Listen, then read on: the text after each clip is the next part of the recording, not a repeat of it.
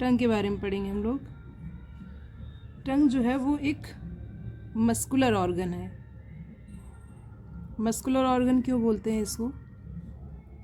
क्योंकि उसमें कोई बोन नहीं पाई जाती है, सिर्फ मसल पाई जाती है, इसलिए इसको मस्कुलर ऑर्गन बोलते हैं। और ये सेंसरी ऑर्गन है। ये क्या सेंस करती है? टेस्ट सेंस करती है। Senses test.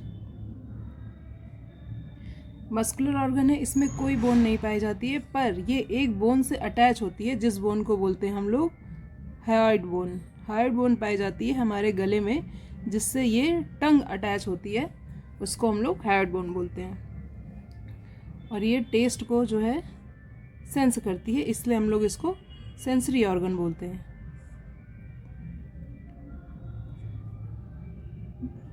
सपोज ये एक टंग है, तो टंग के जो आगे का पार्ट होता है, जो ये वाला पार्ट होता है, ये वाला पार्ट, ये स्वीट के लिए होता है। मतलब जब हम लोग मीठा खाते हैं तो ये वो जो आगे फ्रंट वाला, जीभ का जो फ्रंट वाला पार्ट है, ये स्वीट के लिए रिस्पॉन्सिबल होता है। और ये जो साइड वाला पार्ट है, ये होता है सॉल्टी टेस्ट के लिए। हम लोग नमकीन खाते हैं तो यही टेस्ट बड रिस्पॉन्सिबल होती हैं। उसके बाद जो पीछे वाला पार्ट होता है, ये हमारा सोर टेस्ट के लिए रिस्पॉन्सिबल होता है। और इसके भी जो पीछे वाला पार्ट होता है, वो होता है हमारा बिटर के लिए। ठीक है, तो ये टेस्ट बड पाई जाती हैं।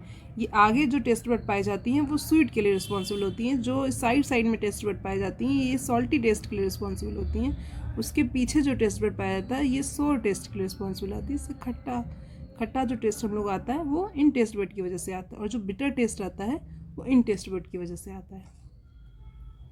ओके,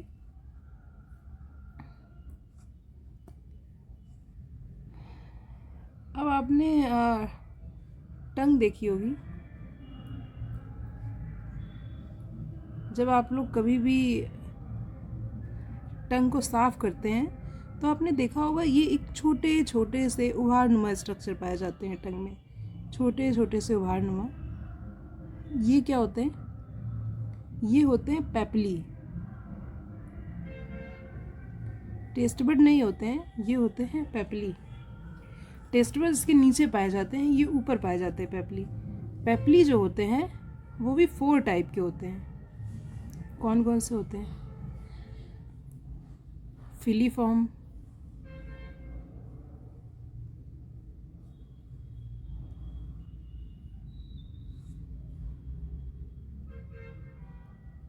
फोलिएट, फंजीफॉर्म और सर्कमवेलेट। ये जो है फिलीफॉर्म, ये स्मॉलेस्ट पेपली होती है। और फंजीफॉर्म जो है वो लार्जेस्ट पेपली होती है।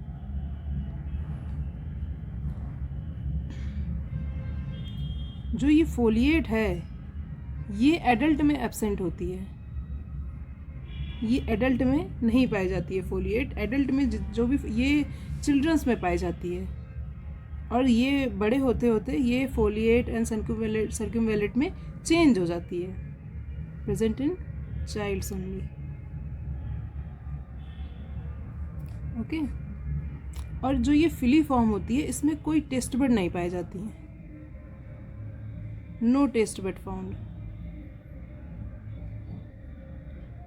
कहाँ पे होती है ये फिलीफॉर्म?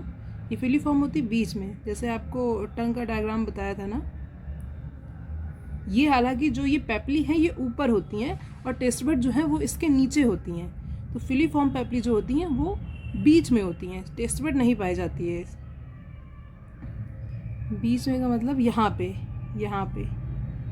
यहाँ पे पाई जाती है हमारी फिलीफॉर्म पेपली। हालांकि ये नीचे होती है और पेपली जो ऊपर होती है, टेस्ट बड नीचे होती हैं। तो ये यहाँ पोर्शन में पाया जाता है हमारा फिलीफॉर्म पेपली, और इसमें कोई टेस्ट बड नहीं आती हैं। इसलिए बीच में आप कभी भी कुछ भी खाना रखिएगा, आपको कोई टेस्ट नहीं आएगा। ओके, अब हमारा जो डाइजेशन है, जो मुंह में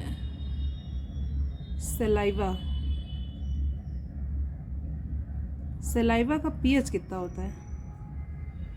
सलाइवा का पीएच होता है 6.8, स्लाइटली एसिडिक है, नियर 7 है, इसलिए ये स्लाइटली एसिडिक है। और मुंह में बक्कल कैविटी में किसका डाइजेशन होता है? जो भी आपने न्यूट्रिएंट लिए थे in the form of protein, in the form of carbohydrate, in the form of fat, in the form of nucleic acid, जितने भी आपने ये सारे न्यूट्रिएंट लिए थे, तो इसमें से किसका डाइजेशन जो है वो बक्कल कैविटी में होता है? बताइए।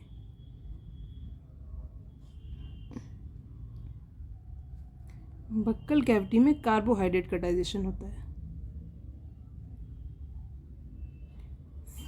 पार्शियल डाइजेशन होता है कार्बोहाइड्रेट का, फुल डाइजेशन नहीं होता है, पार्शियल डाइजेशन होता है कार्बोहाइड्रेट का। जो एक कार्बोहाइड्रेट है उसको हम लोग किस फॉर्म में लेते हैं? मतलब स्टार्च के फॉर्म में लेते हैं। तो ये स्टार्च जो है वो चेंज हो जाता है हमारा माल्टोज में। ये इतनी प्रोसेस जो होती है वो माउथ में होती है, इसीलिए हम लोग इसको बोलते हैं पार्शियल डाइजेशन होता है, फुली डाइजेशन नहीं होता है। इसके बाद बाकी का जो डाइजेशन है, बाकी का डाइजेशन फिर स्टमक में होता है, इंटेस्टाइन, बाकी का डाइजेशन मतलब आगे प्रोसीड करता है। ठीक है, वो प्रोड्यूस किसके द्वारा होता है? Produced by salivary glands. Salivary glands जो है वो सलाइवा को प्रोड्यूस करती हैं। पीएच आपको मैं बता ही चुकी हूँ सलाइवा का कितना होता है। अब जो सलाइवरी ग्लैंड्स होती हैं, इनका काम तो होता ही है सलाइवा को प्रोड्यूस करते रहना। सलाइवरी ग्लैंड जो होती हैं वो 3 पेयर्स में होती हैं, 6 होती हैं टोटल, 3 पेयर्स में टोटल 6। कौन कौन सी होती हैं? तो ये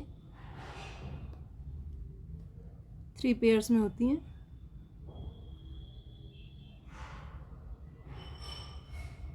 पैरोटिड, सबलिंगुअल, सब मैंडिबुलर।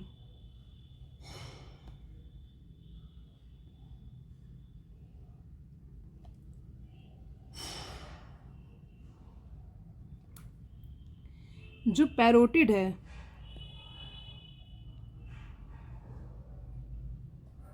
ये हमारी लार्जेस्ट होती है,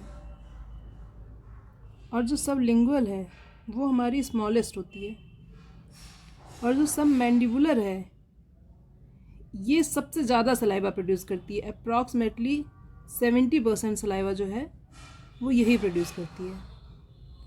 और टोटल पूरे दिन में कितना सलाइवा प्रोड्यूस होता है? अप्रॉक्सीमेटली 1 से 1.5 लीटर सलाइवा प्रोड्यूस होता है पर डे, और ये डाइजेशन में बहुत हेल्प करता है। ठीक है, अब हम लोगों ने देख लिया कि ये 3 टाइप की होती हैं। हाँ, एक चीज़ और, जो पैरोटिड ग्लैंड होती है ये कहाँ प्रेजेंट होती है? ये हमारी नियर के पास प्रेजेंट होती है, जिसको हम लोग इधर ईयर के प्रेजेंट होती है, ईयर के पास, जिसको हम लोग ये बोलते हैं कनबुज बोलते हैं, इधर ये प्रेजेंट होती है। और जो सब लिंगुअल है ये हमारा प्रेजेंट होती है टंग के नीचे, मतलब कैसे आपको दिखाऊं, मैं इमेज लेके आऊँगी कल तब दिखाऊंगी। टंग के नीचे। और जो सब मैंडिबुलर है ये हमारी जो हमारा जबड़ा होता है, जबड़े में प्रेजेंट होती है, जबड़े के पास प्रेजेंट होती है, जो हमारी ये लगभग जॉ बोन के पास प्रेजेंट होती है।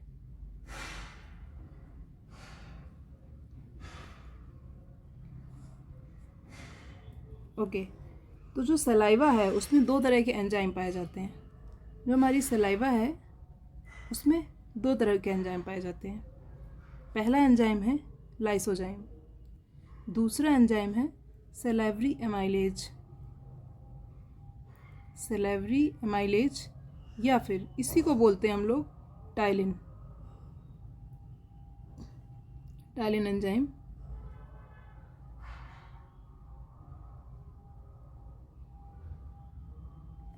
इसमें पी साइलेंट होता है। जो लाइसोजाइम है इसका ये जर्म्स और बैक्टीरिया को किल करता है,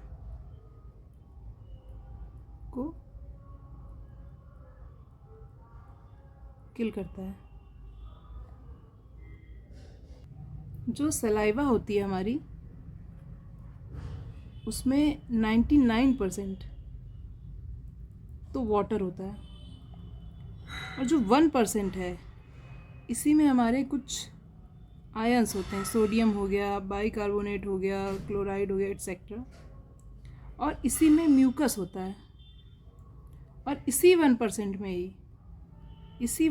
में ही हमारे एंजाइम होते हैं, जो मैंने आपको पहले पढ़ाए हैं। 2 एंजाइम, लाइसोजाइम और दूसरा एंजाइम कौन सा बताया, सैलिवरी एमाइलेज या टाइलिन एमाइलेज। ठीक है, तो ये हमारा पूरा यहाँ पे कार्बोहाइड्रेट का पार्सल डाइजेशन, इन सब के थ्रू कार्बोहाइड्रेट का पार्सल डाइजेशन कंप्लीट हो जाता है। इसके बाद फिर जो फूड है, हाँ एक चीज़ और, जो माउथ है अब उसमें क्या है कि प्रोटीन, फैट, इन सब का तो डाइजेशन हुआ नहीं है, कार्बोहाइड्रेट का पार्सल डाइजेशन हुआ है। तो कार्बोहाइड्रेट का पार्शियल डाइजेशन है, 1 मिनट, हाँ कार्बोहाइड्रेट का पार्शियल डाइजेशन, कार्बोहाइड्रेट का तो पार्शियल डाइजेशन हुआ है। बाकी जो मॉलिक्यूल है जैसे कि प्रोटीन हो गया, फैट हो गया, इन सब का तो कोई डाइजेशन नहीं है, नो डाइजेशन।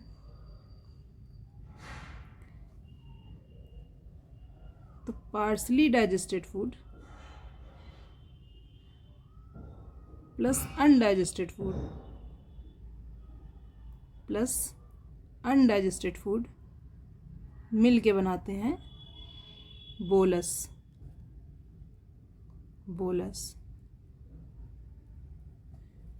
तो आपने ये टर्म सुना होगा, बोलस, काइल, तो वो तो स्टमक और इंटेस्टाइन में होते हैं। बोलस जो होता है वो माउथ में होता है। और बोलस क्यों बोलते हैं, इसमें undigested food, partially digested food और अनडाइजेस्टेड फूड दोनों मिलके इसको बोलते हैं हम लोग बोलस।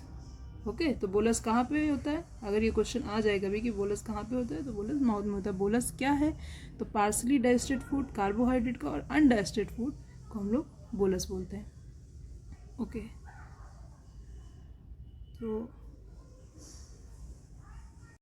ओके, तो अब माउथ में डाइजेशन कंप्लीट हो चुका है।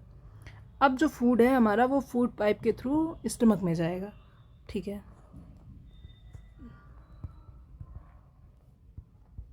तो क्या है, हमारा डाइजेशन जो है वो माउथ में तो कंप्लीट हो चुका है। अब कहाँ पे जाएगा, अब जाएगा फूड पाइप में खाना। फूड पाइप को ही हम लोग बोलते हैं ईसोफेगस। ओके, तो ये क्या है, यहाँ पे फूड पाइप जो है ईसोफेगस है, इसमें खाने का डाइजेशन नहीं होता है। ये बस एक पाइप है जो खाने को एक पैसेज प्रोवाइड करता है स्टमक तक जाने का। जैसे कि ये हमारा फूड पाइप है, ओके, स्टमक है। तो ये जो फूड पाइप है यहाँ से खाना जो होते हुए जाता है स्टमक में, और जिस प्रोसेस के थ्रू जाता है हम लोग उस प्रोसेस को बोलते हैं पेरिस्टाल्सिस। पेरिस्टाल्सिस क्या होता है, जो हमारा ईसोफेगस है इसमें अंदर की तरफ कुछ मसल्स पाई जाती हैं, यहाँ पे मसल्स पाई जाती हैं, ये कॉन्ट्रैक्शन और रिलैक्सेशन का काम करती हैं। जैसे जब ये कॉन्ट्रैक्ट करेंगी तो फूड वहीं रुक जाएगा, और जैसे ये रिलैक्स करेंगी वैसे ही फूड नीचे आ जाएगा, और ये प्रोसेस बहुत फास्ट होती है। इस प्रोसेस को ही हम लोग पेरिस्टाल्टिक मूवमेंट बोलते हैं, और इस प्रोसेस के थ्रू ही फूड जो है वो कहाँ आता है, हमारा स्टमक में आता है। ये क्या है, स्टमक है। ठीक है, अब फूड हमारा स्टमक में आ चुका है थ्रू अ प्रोसेस जिसको बोलते हैं हम लोग पेरिस्टाल्सिस। ठीक है, अब जो ये स्टमक है इसके 3 पार्ट होते हैं। ये जो यहाँ वाला पार्ट है ये है कार्डिया, जो इसके बीच वाला पार्ट है ये है हमारा फंडस,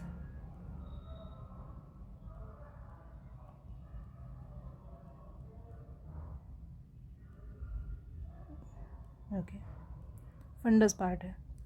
और ये जो ड्यूडनम के पास का पार्ट होता है ये है हमारा पाइलोरस। पाइलोरस। अब खाना स्टमक में आ चुका है,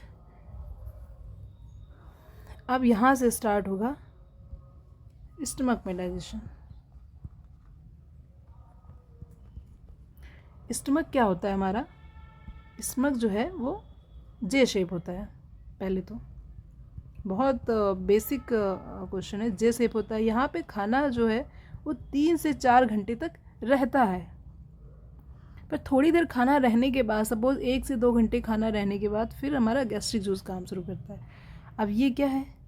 ये हमारा यहाँ पे स्टमक है, जे शेप। अब यहाँ पे खाना आ गया, अब 3 से 4 घंटे तक रहता है। गैस्ट्रिक जूस क्या है? यहाँ पे अंदर की तरफ, यहाँ पे ये गैस्ट्रिक ग्लैंड्स पाई जाती हैं जो गैस्ट्रिक जूस सिक्रीट करती हैं। गैस्ट्रिक स्टमक में गैस्ट्रिक ग्लैंड्स प्रेजेंट होती हैं जो क्या करती हैं? सिक्रीट करती हैं गैस्ट्रिक जूस को। अब जो ये गैस्ट्रिक जूस है इसमें क्या क्या होता है? तो ये गैस्ट्रिक जूस है, इसमें वाटर होता है, इसमें आयरन होते हैं, इसमें म्यूकस होता है, इसमें HCl होता है, इसमें रेनिन होता है, इसमें पेप्सिन होता है। ये सब कुछ जो है वो हमारा गैस्ट्रिक जूस में प्रेजेंट होता है। और जो स्टमक है वहाँ पे प्रोटीन का डाइजेशन होता है। ये अभी मैं आपको बताऊंगी कैसे प्रोटीन का डाइजेशन होता है। ओके, तो ये सारी चीज़ें गैस्ट्रिक जूस में प्रेजेंट होती हैं। ओके, तो जो हमारा गैस्ट्रिक जूस है, ये जो हमारी गैस्ट्रिक ग्लैंड है, ये 3 टाइप की ग्लैंड से मिलकर बनी होती हैं। जो गैस्ट्रिक ग्लैंड है ये हमारी 3 टाइप की ग्लैंड से मिलकर बनी होती हैं। पहली 3 टाइप की सेल से मिलकर बनी होती है, 3 टाइप की सेल से मिलकर बनी होती हैं। पहली है म्यूकस सेल या फिर ग्लोबुलेट सेल, और दूसरी है हमारी पैराइटल सेल, पैराइटल और ऑक्जेंटिक सेल, और तीसरा है हमारा पेप्टिक या चीफ सेल, चीफ और पेप्टिक सेल। ठीक है, अब म्यूकस सेल क्या करती हैं? म्यूकस सेल जो है वो म्यूकस सिक्रीट करती हैं। ऑब्वियस सी बात है, उनके नाम से ही पता चल रहा है, सिक्रीट म्यूकस। अब म्यूकस क्या करता है? ये म्यूकस जो है वो खाने को पेट में चिपकने नहीं देता है, ये खाने को एक स्मूथ पैसेज प्रोवाइड करता है जिससे कि खाना स्टमक से होते हुए हमारा इंटेस्टाइन में ईजिली चला जाए। और जो पैराइटल या ऑक्जेंटिक सेल हैं ये क्या प्रोड्यूस करती हैं? ये प्रोड्यूस करती हैं HCl। और जो पेप्टिक या चीफ सेल है ये 2 टाइप के एंजाइम प्रोड्यूस करती हैं। एक तो करती हैं पेप्सिनोजन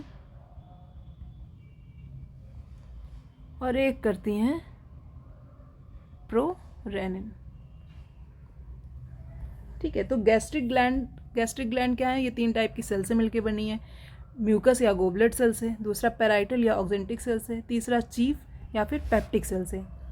जो म्यूकस या गोबलेट सेल हैं वो सिक्रीट करते हैं म्यूकस।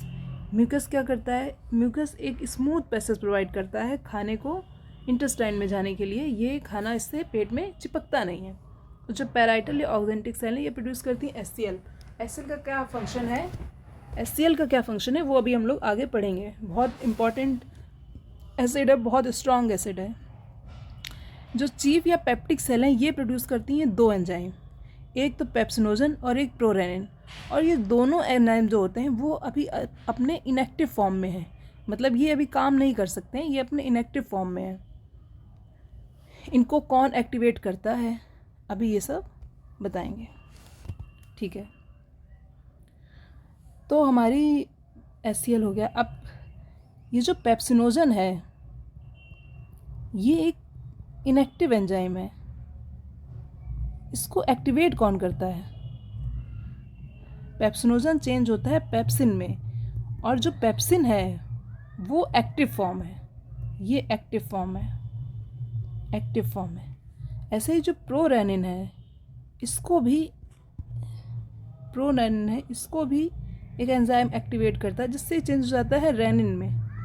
ये एक्टिव फॉर्म है, ठीक है। अब कौन करता है, पढ़ते हैं HCl के बारे में। HCl जो है इसका pH क्या होता है, इसका pH होता है अप्रॉक्सीमेटली 1.5 के अप्रॉक्स होता है, थोड़ा बहुत ज़्यादा होता है, तो अप्रॉक्सीमेटली 1.5 इसका pH होता है। ये हाईली एसिडिक है। अब इसका काम क्या होता है, ये क्यों प्रोड्यूस होता है हमारी बॉडी में? पहली बात तो ये जर्म्स को मारता है, जो भी बैक्टीरिया हो गए या जर्म हो गए जो हमारी बॉडी में आ गए, हम लोगों ने अच्छे से हाथ नहीं धोया या फिर कुछ वेजिटेबल में है या फिर कोई फ्रूट है उसमें कोई भी है जो हमारा बॉडी में एंटर हो गए, जो सेलेवरी एमाइलेज के द्वारा किल नहीं हो पाए, क्योंकि माउथ में भी एंजाइम पाया जाता है ना सेलेवरी एमाइलेज, तो उसके थ्रू जो बच गए वो फिर आके पेट में HCl के द्वारा मार दिए जाते हैं, क्योंकि HCl जो है वो बहुत स्ट्रॉन्ग एसिड है और सेलेवरी एमाइलेज जो है वो उतना स्ट्रॉन्ग नहीं है, स्लाइटली एसिडिक है वो। एक तो जर्म या बैक्टीरिया को मारने के लिए HCl के, तो दूसरा HCl का जो यूज़ होता है वो एंजाइम एक्टिवेशन के लिए होता है। ये एक्टिवेट करता है एंजाइम्स को। कौन से एंजाइम को एक्टिवेट करता है? वही जो मैंने अभी आपको ऊपर बताया, इन दोनों एंजाइम को एक्टिवेट करता है हमारा HCl। अब जैसे ही पेप्सिनोजन HCl के थ्रू चेंज हो गया पेप्सिन में, अब ये एक्टिव फॉर्म है और ये किसका डाइजेशन करेगी? ये करेगी डाइजेशन प्रोटीन का। ओके, तो स्टमक में प्रोटीन का डाइजेशन होता है और प्रोटीन को किस में तोड़ेगी? जो प्रोटीन है, ये जो प्रोटीन है हमारा, प्रोटीन को ये जो पेप्सिन है, पेप्सिन तोड़ देता है पेप्टाइड में, पेप्टाइड्स या प्रोटीन्स में तोड़ देता है। प्रोटीन पेप्सिन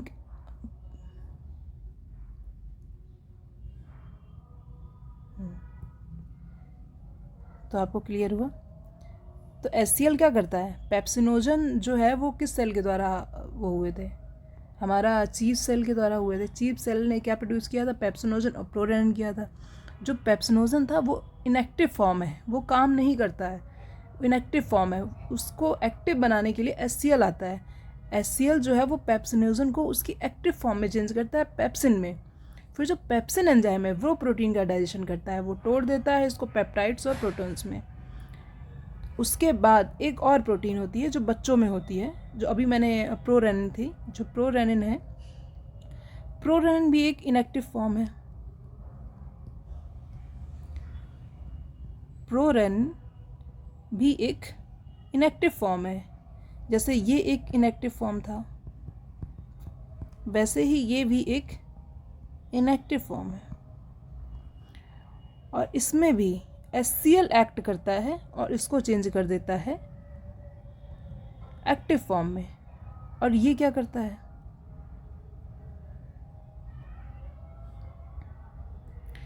जो रेनिन है ये काम करता है कैसीन में। एक जब हम लोग दूध पीते हैं तो दूध में प्रोटीन पाई जाती है, कैसीन प्रोटीन।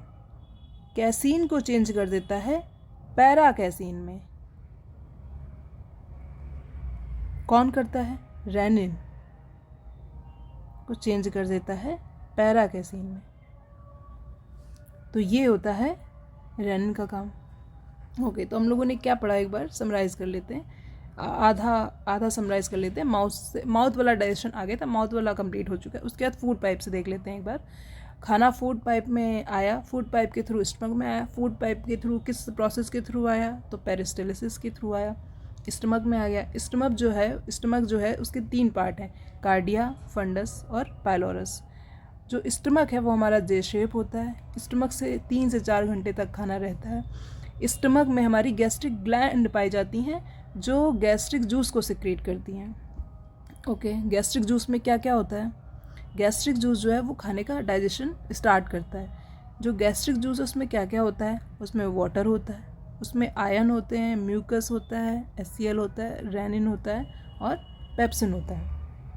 जो गैस्ट्रिक ग्लैंड है वो 3 टाइप की सेल से मिलकर बनी है। पहली सेल है म्यूकस या गोबलेट सेल, जो सिक्रीट करती है म्यूकस। म्यूकस क्या करता है? म्यूकस जो है वो खाने को पेट में चिपकने से रोकता है और इसको एक स्मूथ पैसेज प्रोवाइड करता है, इससे कि खाना हमारा आगे इंटेस्टाइन में जाए, स्मॉल इंटेस्टाइन में। दूसरी हमारी सेल है पैराइटल या ऑक्जेंटिक सेल, ये HCl सिक्रेट करती है। और जो तीसरी सेल है चीफ और पेप्टिक सेल, ये 2 एंजाइम सिक्रेट करती है, पेप्सिनोजन और प्रोरेनिन। ये दोनों अभी इनएक्टिव हैं, ये इनकी इनएक्टिव फॉर्म है, ये इनकी इनएक्टिव फॉर्म है।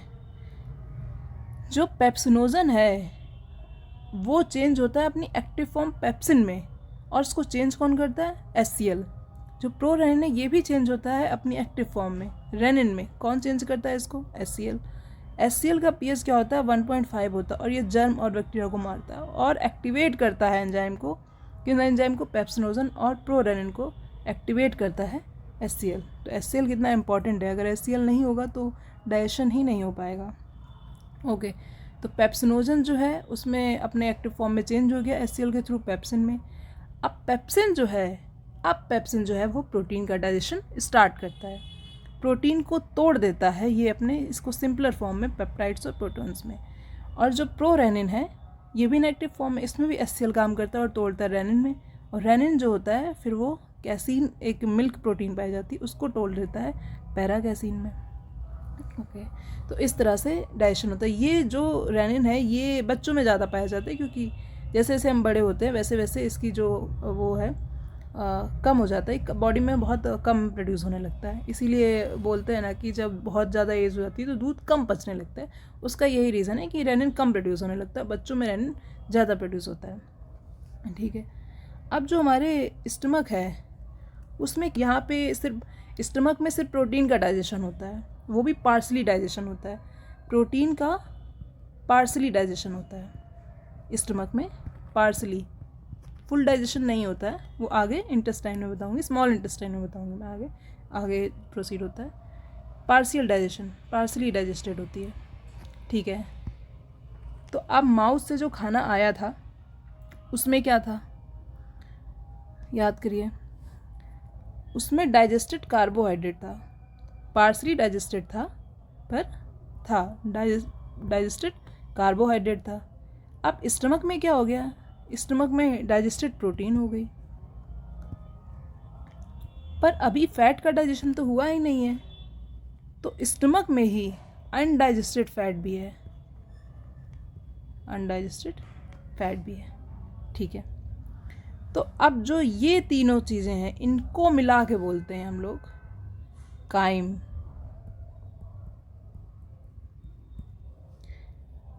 ये माउथ से आया, ये डाइजेस्टेड कार्बोहाइड्रेट माउथ से, और ये सॉरी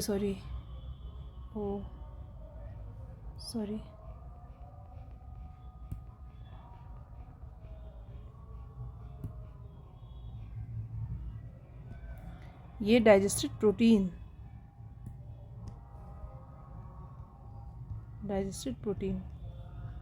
ये डाइजेस्टेड प्रोटीन जो है ये है स्टमक से, और ये अनडाइजेस्टेड फूड अभी स्टमक में है। तो इन तीनों को ही मिला के हम लोग बोलते हैं काइम। तो अगर आपसे कभी पूछे कि काइम टर्म कहाँ पे यूज़ हुआ है, तो ये हमारा स्टमक में यूज़ होता है। और ये क्या है, तो इस काइम को इन तीनों चीज़ों को ही काइम बोलते हैं, माउथ से, फिर स्टमक में। अब जो आगे है, आगे डाइजेशन होगा हमारा फैट का, जो कि हम लोग कल की क्लास में पढ़ेंगे। कल की क्लास में हम लोग इंटेस्टाइन का डाइजेशन पढ़ेंगे और हमारा डाइजेशन जो है वो कंप्लीट हो जाएगा। पहला क्या था हमारा, कल की क्लास में मैंने बताया था ingestion, digestion, absorption, assimilation, egestion. तो उसमें से इंजेशन तो इनटेक ऑफ फूड है, ठीक है। डाइजेशन जो है, डाइजेशन कल कंप्लीट हो जाएगा, लार्ज इंटेस्टाइन का पार्ट कंप्लीट हो जाएगा डाइजेशन। उसके बाद फिर हमारा एब्जॉर्प्शन, एसिमिलेशन और इजेशन प्रोसेस होती है, तो कल डाइजेशन कंप्लीट हो जाएगा। Okay, thank you so much, thank you.